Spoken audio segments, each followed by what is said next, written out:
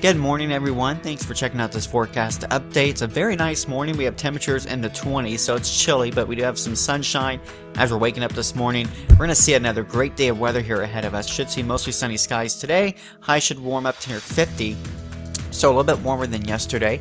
As we go into tomorrow, that brings our chance for rain, and tomorrow will be our best chance this week to see any rain. It looks like this will kind of hold off until later on in the day, so probably about early to mid-afternoon we'll start to work in some showers, and then we'll see some showers around for Wednesday evening. Here's a look at that here on the forecast radar. Again, this doesn't come in until about early afternoon Wednesday. We'll see showers around through Wednesday night, and that will begin to move out on Thursday. We'll see rain totals of about 1/10 inch to around 3/10, so probably about 1/4 inch of rain with this system for tomorrow into early Thursday. Thursday we could still see a few lingering spotty showers around, temperatures in the upper 40s.